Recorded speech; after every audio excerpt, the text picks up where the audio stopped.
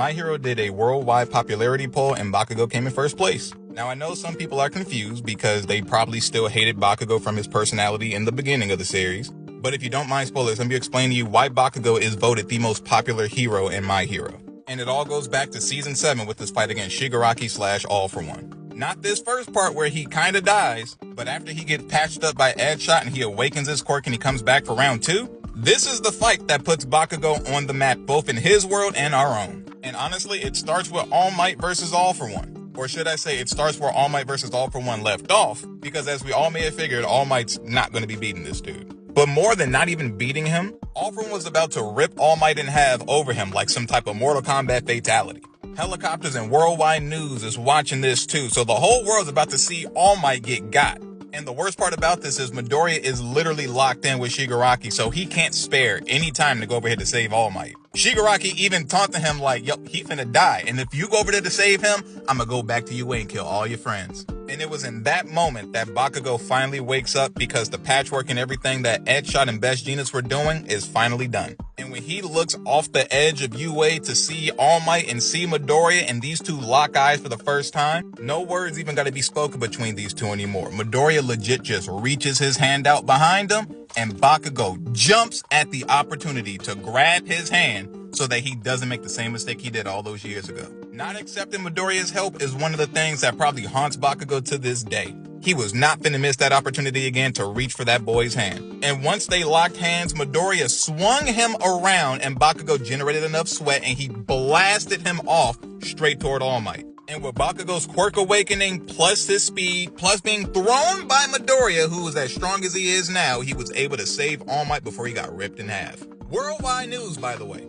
Everybody in the world sees this. Saving the one dude that he thought he was responsible for making him retire. Bringing this whole thing full circle. But not only does he do that, he's like, hey, I'll take up the fight now that All Might can't fight, and you gotta deal with me now. You wanna get to Shigaraki? I'm your final boss. So All For One thinks he can just ignore Bakugo, so he's trying to, but Bakugo with his quirk awakening can keep up with his speed, which pisses him off as he gets younger and his mind becomes even more unstable because he's like, this boy reminds me of Kudo. The second one for all user, by the way. And he's like, why does he remind me of that dude? I made sure I wiped out everything from Kudo. Women, children that could have maybe been his. I made sure that nothing came from that man in the future. So what's going on here? Then All For One comes to the conclusion, oh, this is just like some type of coincidence. Bakugo's not related to Kudo, even though, you know, for the whole series, we always thought that because he looks just like him. No, this is like some will of D. He's just carrying his will. The same way Kudo fought All For One and thought, I'm not gonna lose, I'm gonna beat you. Even though, you know, he was way weaker, Bakugo has that same drive toward All For One, only he's way stronger than Kudo.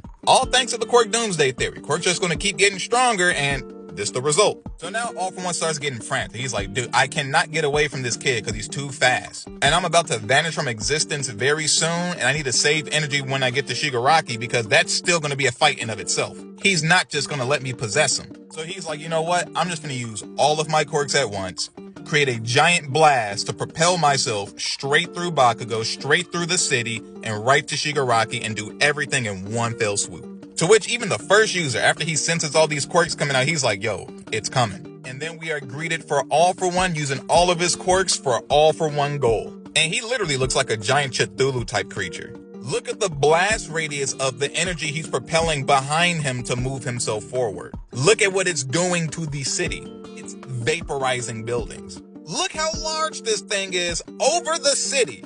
And look how many times it breaks the sound barrier moving forward. Even All Might's like, yo, Bakugo, you got to dodge this. But Bakugo's like, nah, I'm just gonna stand head on and I'm gonna do this new thing I was testing out and I just needed to explode. To which it does, because the new thing he was testing out was a new application of his quirk. So with the way his cluster works, he basically ignites a bunch of sweat particles so that he can just do multiple chains of explosions to propel himself even faster. But with this new technique he's using right here, he's coating his like explosive sweat with normal sweat so that it doesn't just like explode on impact with the air, but it will explode on impact with another physical body or sort. So when he said, please explode here, he was throwing sweat toward All For One. He's like, I need this sweat to blow up. To which it does, and it blows his face up. And he's like, wait, what? How'd that happen? He's so far away. What blew me up? And then Bakugo's like flexing here, like people always said that I was pretty clever. You need all these quirks to take over the world. Deku need all these quirks to save the world. I only need one. And now All For One, who had things going his way for over a century, is now having things taken away from him. And he can't stand it in his childish form, so he's telling him to move, you side character. Bakugo was quite literally fighting the young version of himself. Talking about side characters this, extras that, and after Bakugo goes in with Howitzer Impact, you know what he tells this man? The same thing he would have told his younger self. You fool, shut up. I've had enough of your mouth. And for me, this brings Bakugo's character full circle, because if he went back to the beginning of the series and heard himself talking, he'd have smacked himself upside the head and been like, shut up, dude, I've had enough of that.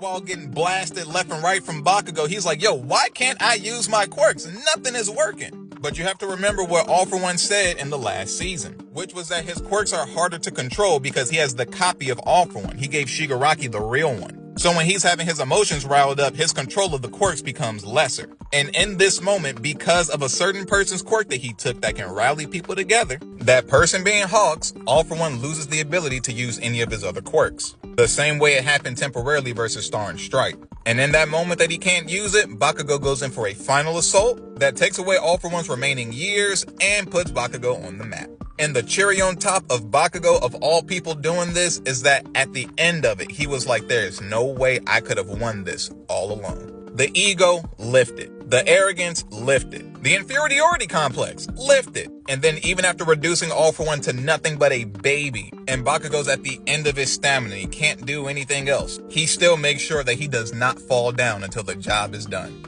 After all, he got to get his perfect victory. All For One tries one last gambit to at least kill Bakugo, if nothing else, and that fails, and he just goes away in a tantrum. And I see people clown on the tantrum or say like, oh, it's typical for somebody to go out this way, but you got to understand it from his perspective too. All For One, for all intents and purposes, is kind of like an eldritch creature. He's been alive for well over a century, and he's never lost, and he's always gotten whatever he wanted, except for his brother. No one's ever been able to thwart him except for the people that have his brother's power. So this is the first time somebody like really put a stop to everything he's doing, and they not even related to him. Showing him that eventually somebody was going to be born to surpass you. Not that it was Bakugo, because he needed a whole bunch of people to help him do it. But the heroes, the collection of heroes that he constantly underestimated because he thought they were all whack minus All Might, they're the dudes that beat him. And with the showing like that, if Bakugo had anything less than number 1 or number 2, this list would have been BS. But hey, my favorite character, Todoroki, he in the top 3, so I'm good.